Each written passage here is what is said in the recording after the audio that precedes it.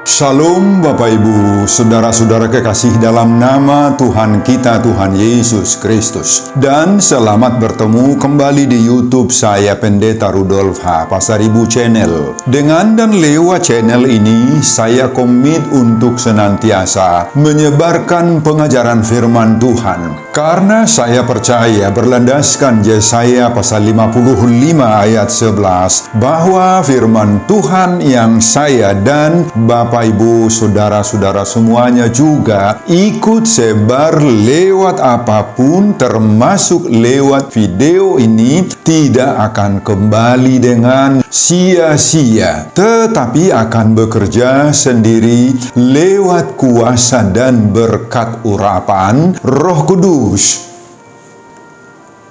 Mari Bapak Ibu dan saudara-saudara semuanya, saya ajak untuk membantu saya menyebarkan pengajaran firman Tuhan, khotbah di pertanggungan minggu ke-17 sesudah Trinitatis 9 Oktober 2022. Terambil dari kitab 2 Raja-Raja pasal 5 ayat 1 sampai dengan ayat 14. Dan bacaan dari Injil Lukas pasal 17 ayat 11 sampai dengan ayat 19.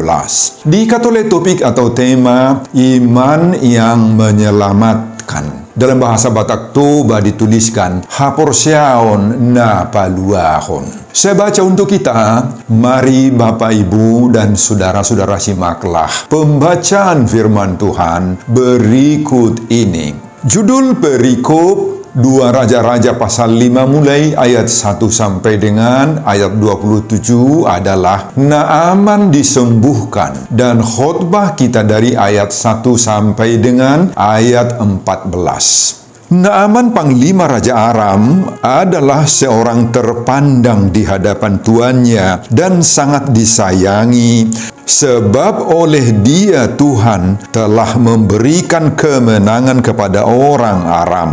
Tetapi orang itu seorang pahlawan tentara sakit kusta. Orang Aram pernah keluar bergerombolan dan membawa tertawan seorang anak perempuan dari negeri Israel. Ia menjadi pelayan pada istri Naaman. Berkatalah gadis itu kepada nyonyanya, sekiranya tuanku menghadap nabi yang di Samaria itu, maka tentulah nabi itu akan menyembuhkan dia dari penyakitnya. Lalu pergilah Naaman memberitahukan kepada tuannya, katanya, beginilah dikatakan oleh gadis yang dari negeri Israel itu. Maka jawab Raja Aram, baik, pergilah, dan aku akan mengirim surat kepada Raja Israel. Lalu pergilah Naaman dan membawa sebagai persembahan 10 talenta perak dan 6.000 sikal emas dan 10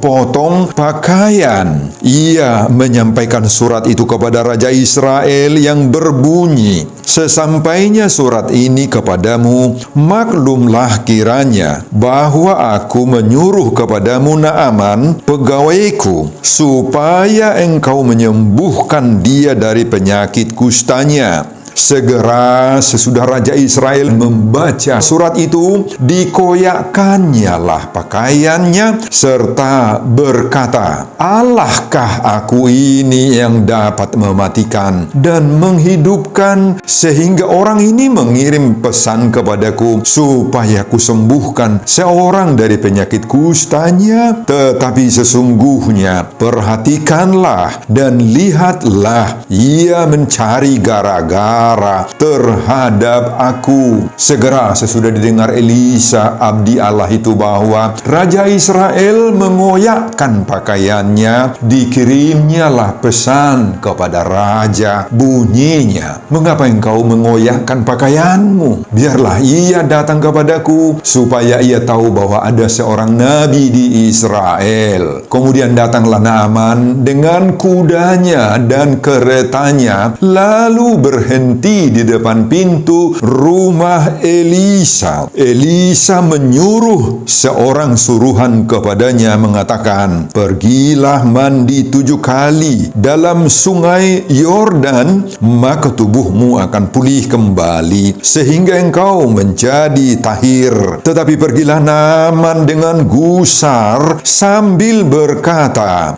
"Aku sangka bahwa setidak-tidaknya ia datang keluar dan berdiri memanggil nama Tuhan Allahnya, lalu menggerak-gerakkan tangannya di atas tempat penyakit itu, dan dengan demikian menyembuhkan penyakit kustaku. Bukankah Abana dan Parpar, sungai-sungai Damsik, lebih baik dari segala sungai di Israel? Bukankah aku dapat mandi di sana dan menjadi tahir?" Kemudian berpalinglah ia dan pergi dengan panas hati. Tetapi pegawai-pegawainya datang mendekat serta berkata kepadanya, "Bapa, seandainya Nabi itu menyuruh perkara yang sukar kepadamu, bukankah Bapa akan melakukannya? Apalagi sekarang ia hanya berkata kepadamu, 'Mandilah dan engkau akan menjadi tahir.'" Maka turunlah ia, membenamkan dirinya 7 kali dalam sungai Yordan, sesuai dengan perkataan abdi Allah itu. Lalu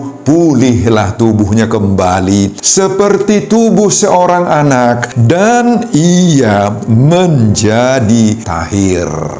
Bapak, Ibu, dan saudara-saudara, demikianlah nats khotbah kita di pertanggal Minggu ke-17 sesudah Trinitatis tanggal 9 Oktober 2022, dihubungkan dengan topik Minggu Iman yang Menyelamatkan. Haporsiaon na paluahon. Saudara, khotbah ini berbicara tentang seorang yang berpenyakit kusta, atau terjemahan bahasa Batak Toba disebut puruon. Dalam bahasa Ibrani disebut Sarah, dan dalam bahasa Inggris disebut leprosy.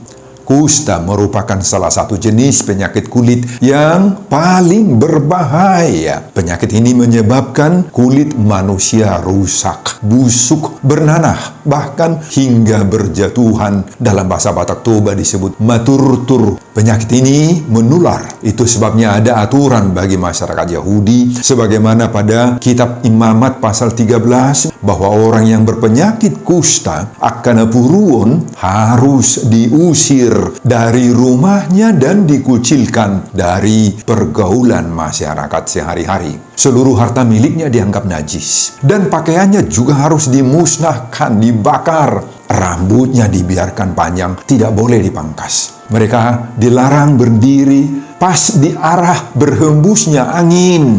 Dan jika bertemu dengan orang sehat, dia wajib menyerukan, "Aku orang najis," agar orang sehat segera menghindar berdekatan dengan dia. Tidak salah apabila si orang kusta ini harus diusir, dilempari, agar dia menjauh dari orang sehat. Pada zaman dahulu kala, terutama di zaman Yesus, cukup banyak orang yang berpenyakit kusta ini. Tetapi di zaman sekarang, para medis, dokter, atau rumah sakit sudah mampu menemukan obat untuk penyakit ini, dan sudah jarang berpenyakit ini ditemukan. Saudara, mari kita lihat dalam khotbah ini tentang Naaman. Dan seterusnya kita ambil makna-makna rohani dari sejarah perjalanan hidup Naaman ini hingga sembuh. Saudara, Naaman adalah seorang yang kaya. Dia seorang pejabat militer berpangkat tinggi,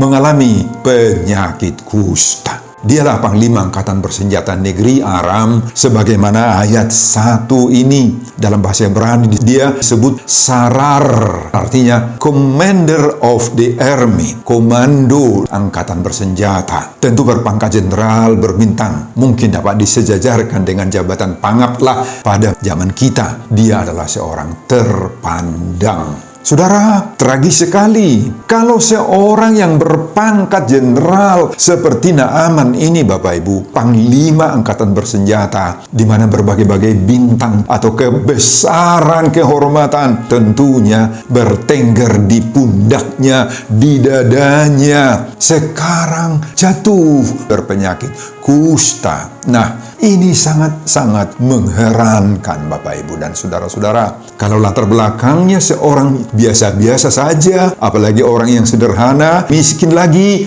mengalami penyakit seperti ini, tentu tidak sulit dipahami. Kita tidak perlu heran, kita maklum saja. Saudara, dengan fakta kejadian ini, kita sekarang bisa melihat tidak ada yang kebal terhadap penyakit. Tidak ada yang imun terhadap penyakit apapun, Bapak Ibu. Tubuh manusia secara umum adalah lemah, rapuh, dan mudah rusak. Siapapun dia, tidak bisa sombong. Jangan mengira apabila dia sudah seorang pejabat tinggi, pejabat teras di pemerintahan, dia panglima, bahkan jenderal berbintang, maka segala-galanya akan beres. Tidak lagi mengalami tantangan apalagi penyakit khusus, penyakit yang sangat aneh. Oh tidak, semua bisa terkena penyakit ini. Saudara, apa yang Naaman lakukan selanjutnya? Tentu saja dia sudah menempuh segala usaha-usaha yang bisa diharapkan menyembuhkannya toh. Dia pasti sudah pergi ke dokter, ke berbagai-bagai pengobat yang dia percayai bisa menyembuhkannya. Namun penyakit kustanya tidak sembuh-sembuh, malahan semakin parah dan merusak seluruh tubuhnya, menyebabkan maturtur burburon daging nasudi. Saudara, biasanya di saat-saat gawat seperti inilah banyak orang-orang sakit yang terpancing mendengar bisikan-bisikan setan, iblis, roh jahat, mencari pengobat-pengobat atau dukun-dukun yang bisa dianggap menyembuhkan. Partawar pangabang-abang, partawar pangubung-ubung, si pangulu naung mate, si parata naung busuk. Katanya dia cari orang-orang seperti itu. Saudara, dalam keadaan gawat seperti ini, tiba-tiba ada seorang pembantu dari istri Naaman, yakni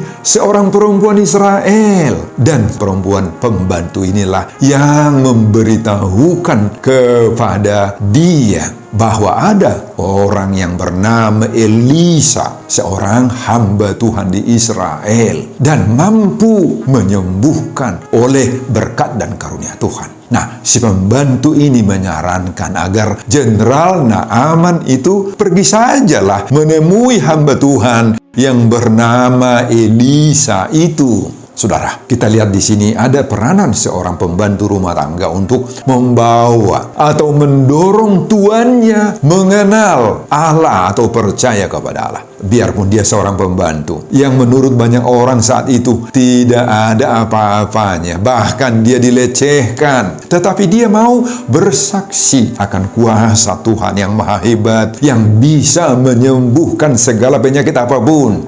Saudara, ini bisa menjadi pengajaran bagi kita. Jika kita sendiri sebagai tanda kutip pembantu dalam arti pekerja di berbagai-bagai perusahaan, maka kita harus bisa menjadi saksi bagi kebenaran Allah.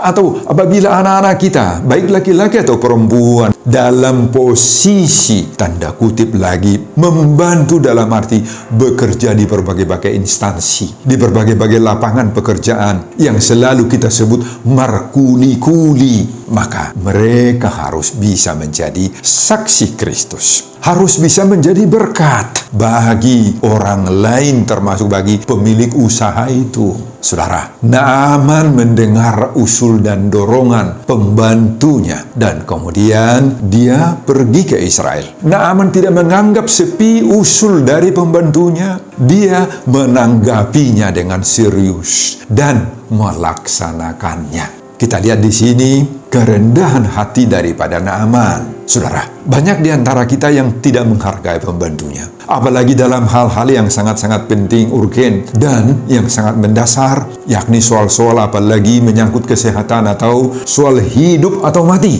Pengalaman Naaman ini mengajar kita Bapak Ibu bahwa baik sekali menghargai orang kecil. Dari orang kecil itu ternyata kita bisa mendapatkan atau mendengar banyak hal-hal yang bisa menolong kita, yang sangat-sangat berguna untuk pelayanan kita. Dari orang-orang yang tidak terpandang sekalipun, seperti pembantu ini, ada banyak yang bisa kita pelajari Bapak Ibu.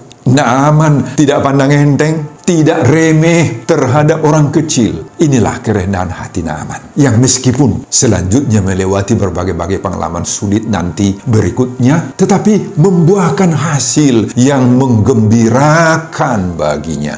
Saudara, segera Naaman bergegas menemui Raja Israel dengan menjalani ratusan kilometer dari negeri Aram di Syria ke negeri Israel. Dia juga membawa surat resmi dari Raja Aram sebagai penghormatan kepada Raja Israel. Selain itu, Naaman juga membawa berbagai-bagai persembahan lain. Dia bawa 10.000 talenta perak dengan 6.000 shekel emas atau sere, 10 pasang pakaian resmi kebesaran. Tetapi ketika tiba di Israel, bertemu dengan Raja Israel, ternyata Raja Israel itu begitu terkejut sekali menerima dan membaca surat Raja Aram yang dibawa oleh Naaman. Raja Israel salah sangka menanggapi kedatangan Naaman. Itu sebabnya pada ayat 7 ditulis, sambil mengoyakkan pakaiannya, Raja berkata, "Allahkah aku ini yang dapat mematikan dan menghidupkan? Sehingga orang ini mengirim pesan kepadaku supaya kusembuhkan seorang dari penyakit kustanya. Tetapi sesungguhnya perhatikanlah dan lihatlah, ia mencari gara-gara terhadap aku." Saudara, dalam bahasa Batak Toba kalimat terakhir itu ditulis di baheni watadda jalaid hamuma nama sisindir doi banat. Wow. Bapak, Ibu, dan saudara-saudara, perbuatan mengoyakkan pakaian di sini oleh Raja Israel itu merupakan tanda betapa Raja Israel itu sangat-sangat marah. Betul. Dan ini menunjukkan kelemahan raja itu sendiri. Karena dengan demikian, ternyata dia tidak tahu bahwa di negerinya, masyarakat yang dirajainya, ada hamba Tuhan. Dan ini menunjukkan dia tidak merayat, tidak banyak bergaul dengan masyarakat, khususnya dengan lembaga keagamaan Yahudi pada masa itu. Bapak, Ibu, dan saudara-saudara, setelah Elisa hamba Tuhan mendengar sikap sang Raja Israel yang sangat-sangat marah menanggapi isi surat yang dibawa oleh Naaman, maka Elisa langsung mengambil over dan bertindak untuk menangani permasalahan itu. Elisa hamba Tuhan ini tidak mau membiarkan permasalahan ini semakin meruncing. Elisa tidak mau memperuncing permasalahan yang ada. Dia berusaha untuk menetralisir situasi agar semakin kondusif. Saudara, sikap seperti Elisa inilah seharusnya sikap para hamba-hamba Tuhan yang baik. Dalam menghadapi setiap persoalan yang timbul, maka seorang hamba Tuhan seharusnya Bapak Ibu, jangan menjadi pemicu timbulnya persoalan-persoalan baru lagi. Para hamba-hamba Tuhan jangan semakin memperkeruh situasi yang sedang memanas. Para hamba-hamba Tuhan harus berusaha menjadi pengayom, pereda keadaan. Itu sebabnya Elisa selanjutnya mengirim pesan kepada sang raja. Pesan Elisa kepada sang raja itu berisi, "Mengapa engkau mengoyakkan pakaianmu? Biarlah ia datang kepadaku supaya ia tahu bahwa ada seorang nabi di Israel." Kemudian Naaman segera datang menghampiri Elisa di atas kuda dan kereta kebesaran hingga tiba di depan pintu rumah kediaman Elisa. Tetapi tunggu, Elisa belum juga datang menghampiri Naaman. Sepertinya Elisa menurut Jenderal Naaman ini tidak memberi sambutan tanggapan apa-apa atas kedatangannya. Dalam hati sang jenderal ini, semogalah kiranya hamba Tuhan ini datang dengan menjamah bagian-bagian tubuhnya yang tertular kusta ini, sebagaimana pengharapan setiap pasien terhadap dokter yang datang membesuk diri sang pasien toh.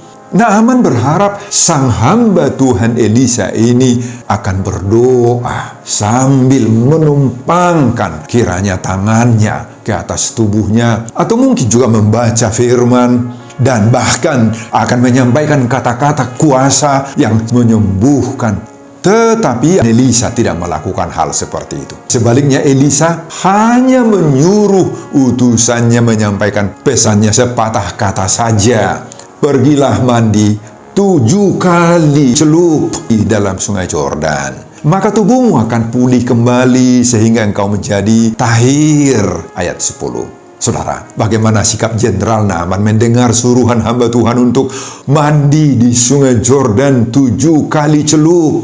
Wah, timbul reaksi negatif sekali. Naaman ini marah betul, tarimas, mengamuk. Pada ayat 11 dikatakan di sini, aku sangka bahwa setidak-tidaknya ia datang keluar dan berdiri memanggil nama Tuhan Allahnya, lalu menggerak-gerakkan tangannya di atas tempat penyakit itu dan dengan demikian menyembuhkan penyakit kustaku, kata Jenderal Naaman. Dengan sikap hati yang sangat marah, emosional yang tinggi dan kesal sekali, Naaman kemudian mengatakan, apa tidak ada sungai di kampung saya yang lebih bersih sehingga saya disuruh mandi di sungai Jordan yang kotor itu?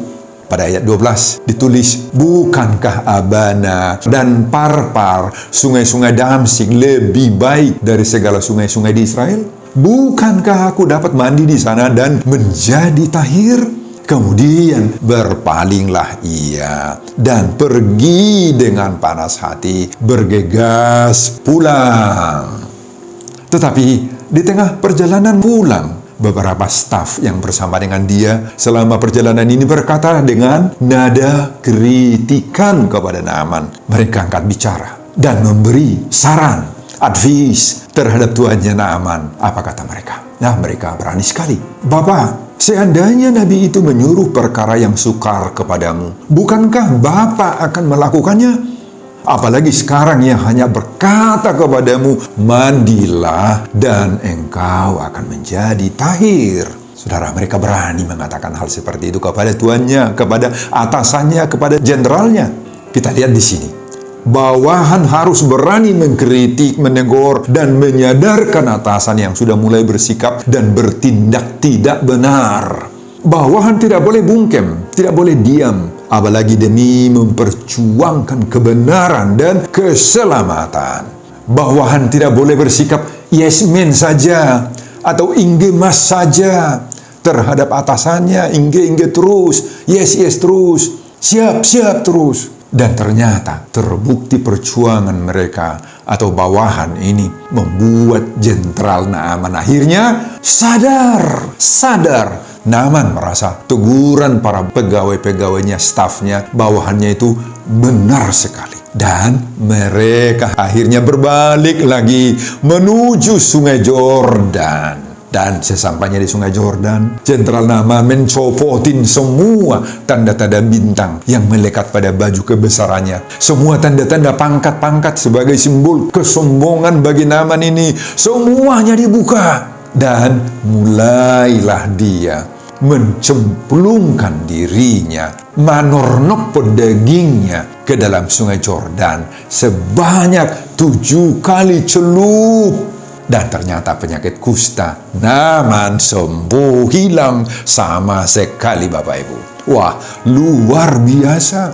Luar biasa mujizat yang dialami Jenderal Naaman tatkala dia mau merendahkan diri dan merendahkan hatinya di depan Tuhan lewat hambanya Elisa ini. Saudara, apa yang dapat kita lihat dari peristiwa ini selain daripada berbagai pengajaran yang sudah kita sebut dalam setiap peristiwa-peristiwa perjalanan hidup Naaman tadi? Diakui atau tidak diakui, diterima atau tidak diterima oleh setiap kita pendengar khotbah ini. Sering sekali status ekonomi, status kekayaan, status sosial, pangkat, jabatan, dan kedudukan, serta kehormatan yang dimiliki banyak orang menjadikan mereka sombong, menjadi angkuh, dan tinggi hati. Bapak, Ibu, dan saudara-saudara, ingatlah, orang sombong tidak akan diberkati oleh Tuhan. Orang sombong tidak akan dapat apa-apa, bahkan tidak akan mengalami mujizat. Luangan dalam bahasa Batak Toba, luangan. Orang yang mudah terpancing dengan emosional yang tinggi, kemarahan yang meluap-luap akan selalu terabaikan. Semua sifat-sifat ini harus dicopot, harus ditinggal. Khotbah ini mengajak dan menyadarkan kita semua bahwa kita harus mau tunduk kepada perintah Tuhan. Harus mau tunduk kepada perintah Tuhan. Harus mau meninggalkan, membelakangkan keinginan-keinginan pribadi. Memang perintah Tuhan itu sering sekali tidak logis, tidak masuk akal Bapak Ibu. Tetapi dengan kemauan kita tunduk dan patuh kepada perintah Tuhan itu merupakan dasar, asal mula dari berbagai-bagai mujizat dan campur tangan berkat dari Tuhan bagi orang-orang percaya. Amin Bapak Ibu. Saudara, dalam pengalaman Naaman, apakah yang menyembuhkannya? Apakah air sungai Jordan itu yang menyembuhkan? Oh tidak Bapak Ibu. Kesembuhan Naaman terjadi karena imannya kepada Tuhan. Dia mau mentaati firman Allah lewat hambanya Elisa yang menyuruh dia mencelupkan dirinya sebanyak 7 kali celup di sungai Jordan. Meskipun bagi Naaman tadinya itu tidak masuk akal. Nah, percayai dan camkanlah seruan topik minggu ke-17 sesudah Trinitatis ini. Iman yang menyelamatkan. Haporseaon napaluahon. Maka berbagai-bagai mujizat akan terjadi dalam hidup setiap orang percaya. Sebelum saya mengakhiri khotbah ini, kembali saya mengajak Bapak, Ibu, dan saudara-saudara untuk membantu saya menyebarkan pengajaran firman Tuhan. Khotbah di pertanyaan minggu ke-17 sesudah Trinitatis 9 Oktober 2022 dari 2 Raja-Raja pasal 5 ayat 1 sampai dengan ayat 14 ini. Agar semakin banyak orang yang percaya bahwa iman yang menyelamatkan. Haporseaon napaluahon, termotivasi lewat khotbah ini. Simak juga video-video khotbah saya yang lain agar Bapak, Ibu, dan saudara-saudara memiliki sentuhan dan pemahaman rohani yang semakin diperkaya. Buka di YouTube saya, Pendeta Rudolf H. Pasaribu Channel. Selamat mengikuti ibadah pertangyangan. Tuhan Yesus memberkati kita. Shalom Horas. Amin. Bapak, terima kasih untuk firman yang Engkau berikan kepada kami menyangkut perjalanan hidup yang dialami oleh Naaman yang Engkau sembuhkan lewat ketaatan dia mengikuti perintah-Mu. Biarlah khotbah ini menjadi pengajaran yang sangat-sangat berharga bagi setiap pendengar khotbah ini. Berkati juga hamba-Mu dalam persiapan-persiapan khotbah berikutnya, dan semuanya ini akan saya peruntukkan demi kemuliaan, hormat, kebesaran nama Tuhan. Di dalam nama Yesus Kristus saya berdoa dan mengucap syukur. Terpujilah nama-Mu hari ini dan untuk selama-lamanya. Amin.